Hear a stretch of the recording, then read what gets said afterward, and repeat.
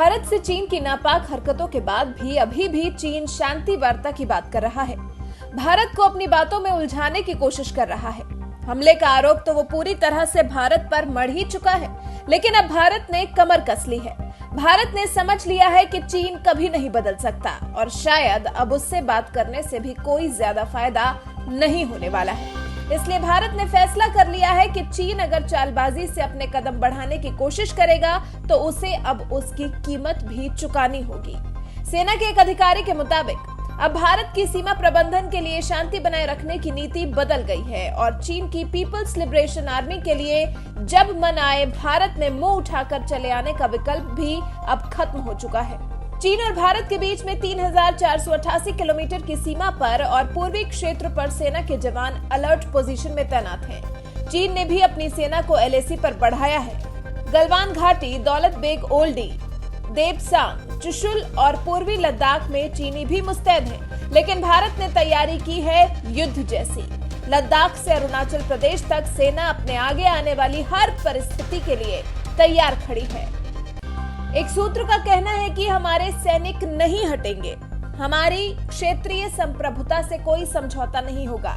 वो हमारे क्षेत्र में आते हैं, फिजूल के दावे करते हैं और उन्हें दोहराते रहते हैं, जबकि चीन के मन में शांति जैसी कोई बात है ही नहीं। अब चीन को ये सब करने की इजाजत नहीं होगी।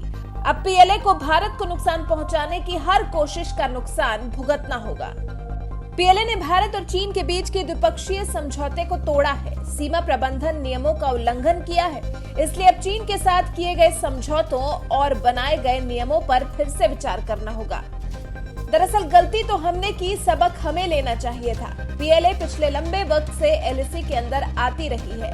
जून से अगस्त 2017 में डोकलाम के पास 73 दिन तक चले गतिरोध से चीन की हिम्मत बढ़ गई है।